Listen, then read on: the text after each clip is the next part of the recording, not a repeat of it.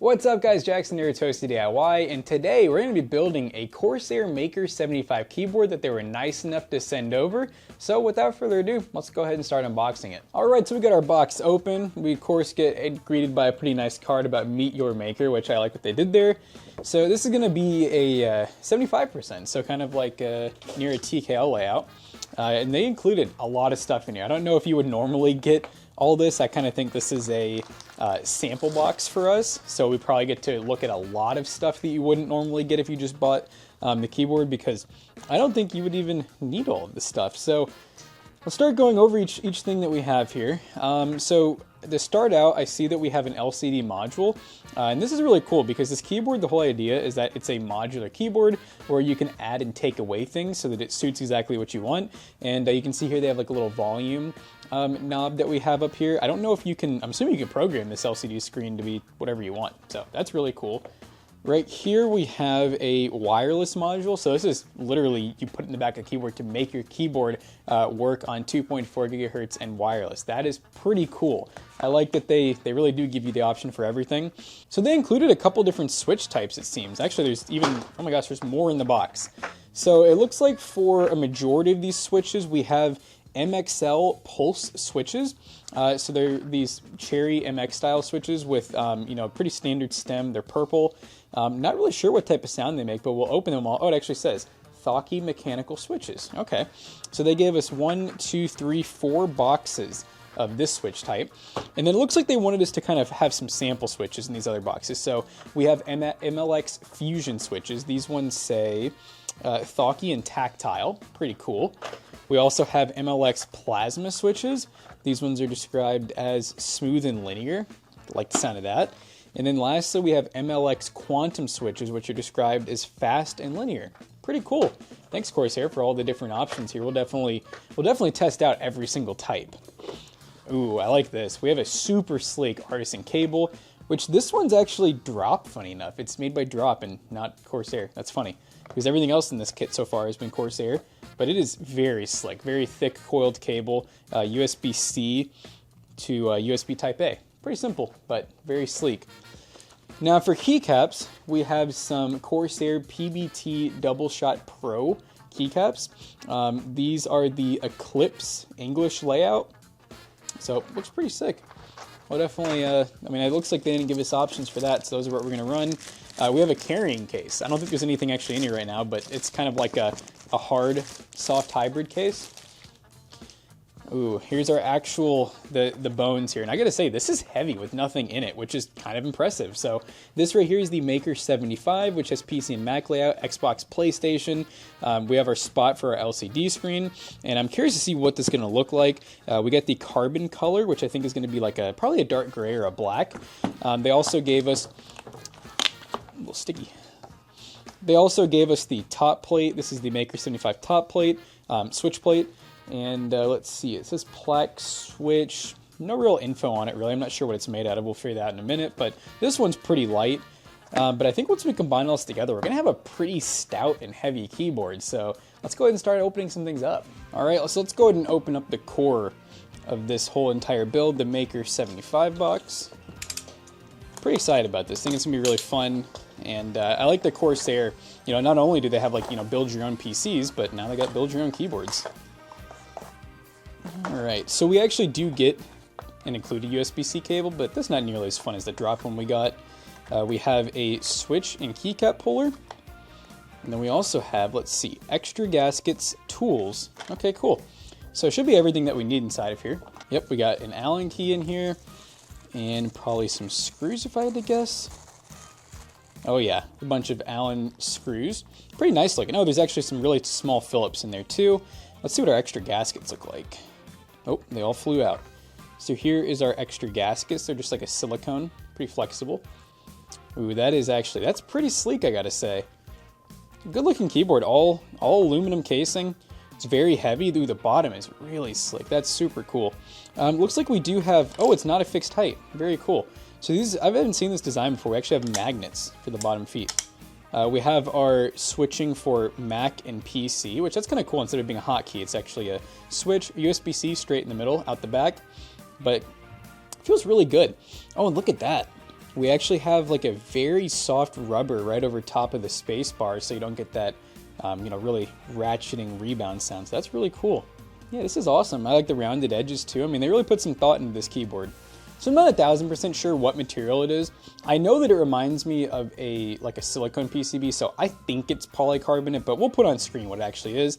I love the layout though. I mean, the gold kind of like almost like tracing just looks so sleek. It's very reflective too, so even though it's black, I think this is gonna do really good for the RGB. So here is our double shot PVD keycaps. They're definitely not like super faint. I mean, you can tell they are truly double shot. We have a little bit of spot for shine through because we do have per key RGB, but honestly, they're very, very light. Like they don't feel super premium, but I will say they have good texture, a little bit of grit to them. So, I mean, they're definitely pretty nice. Now I told you guys I'm gonna show you each switch, so we're just gonna go through this real quick. So first up, we have the MLX Quantum switches.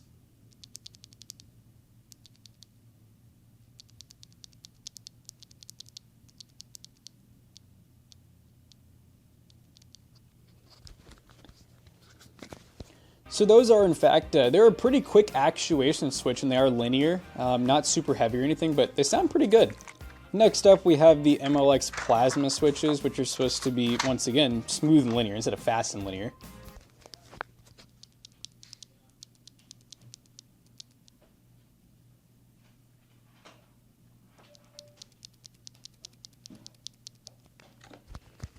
Yeah, you can definitely tell those ones have a little bit of like further travel, and you know, the actuation is definitely not as quick, but those also sound pretty good and they feel nice.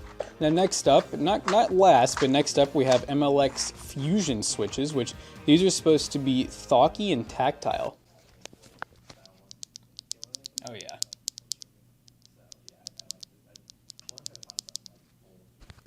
Those are pretty cool. They almost remind me of like a brown switch with a little more sound to them. So it almost like, it definitely has a good, like the very start of it's tactile, and then it's kind of linear the rest of the way. Pretty thocky too, like it says, so pretty loud once you get down. And now for the switches that Corsair actually sent the most of, so the ones that we're gonna have to use for the keyboard. Hopefully we like them. These are thocky and linear, which I like the sound of that.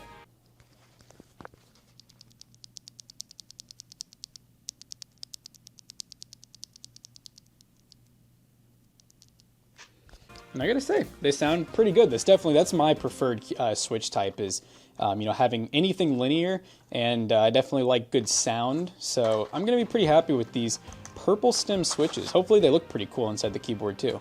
And now obviously with these other accessories just kind of being a part of the keyboard build, we're not gonna unbox them yet. We're just gonna go ahead and get them out once we start building the keyboard, which I think it's about that time. So let's go ahead and start putting it together.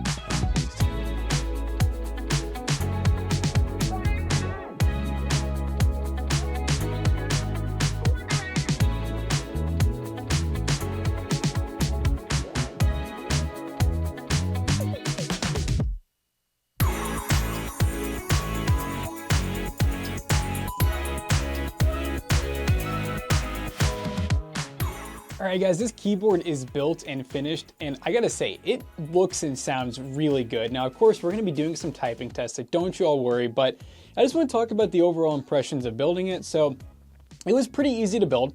I did not look up a single instruction or anything. No videos, no instructions. The only parts that I guess were like slightly complicated would be like getting the LCD display in, but honestly even that was simple. It's really just everything comes apart by taking out these Allen head screws in the back, and then once you have that done, you're good to go.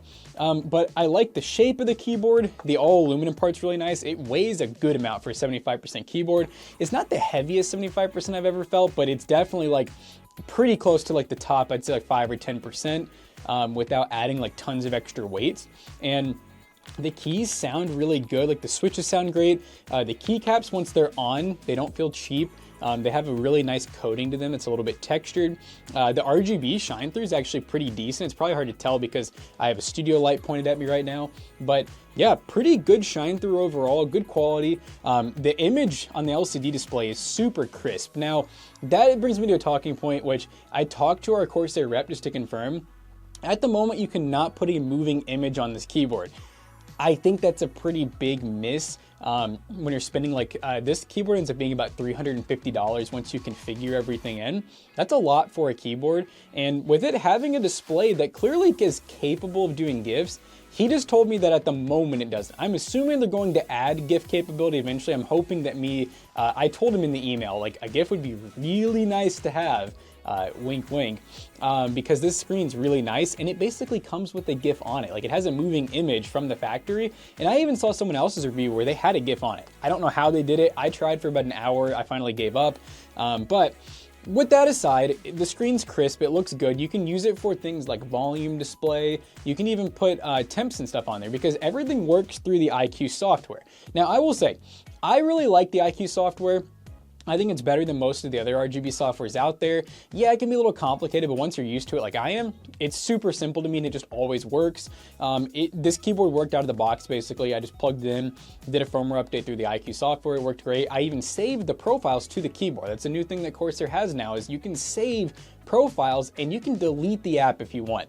So I love that Corsair has done that for us, because things like Razer and NZXT Cam, Lee software, you have to have them installed. Or even like if you're going to use Signal RGB, you have to have it installed. They don't have device memory modes built into the softwares. However, Corsair, with pretty much all of their newer products, they have device memory mode, which means you can save any of the changes you've made to the device and you can get rid of the software. I can plug this into another PC and it'll keep the RGB I've set up. It'll keep the shortcuts I've set up, because this keyboard has some pretty cool features. Like, it even has kind of like a rappy tappy kind of deal where you can actually be holding two keys at once and cancel the previous movement, which is pretty cool. That's something that usually only Hall Effect has, which that's, I guess, one other complaint. I wish it kind of was Hall Effect for $350, but there's not like massive differences in all honesty, unless you're like an absolute top 0.001% pro who needs Hall Effect. And if you don't know you need Hall Effect, then you probably don't need it.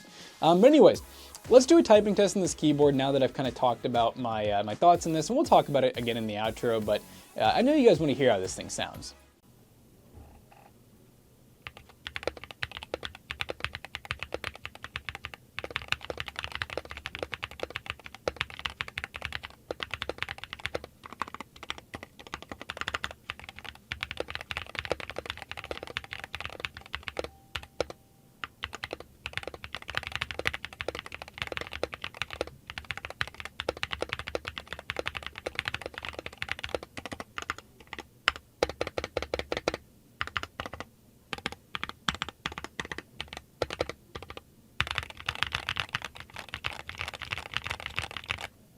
Alright, so we just got done completely building the Corsair Makr 75 and testing it out, and I gotta say, it's a really nice keyboard. Now, obviously, elephant in the room, the one thing I said, it was the GIFs in the screen. I'd like to see GIF compatibility through the iCUE software, and then the other thing is, the keyboard's just expensive. I mean, it's a really nice keyboard, but in my opinion, you can get similar build quality with the no-name brand keyboards. And when I say no-name brand, I really just mean the newer people in the game. So like Yunzi, Epo Maker, maybe Red Dragon sometimes. Like there's a lot of those no-name brands out there that we buy all the time, and you're looking for a keyboard of this build quality on Amazon for the no-name brands, probably around $100. You can get them with an LCD display, a volume knob, and very nice switches, such as like the Leo Bogs, the Coca Cream, there's milk switches. All those kind of have that similar like thocky sound to them. So it's not hard to do for that $100 price point. You can even get into Hall effect nowadays for that. So with this keyboard being like $350, I do have to say, you have to like Corsair, you have to want the name brand, and in which case, if you have the money, I think it's a pretty cool keyboard, and I think this is a big step for Corsair, kind of going in the direction of artisan keyboards, because this is definitely an artisan keyboard at this point.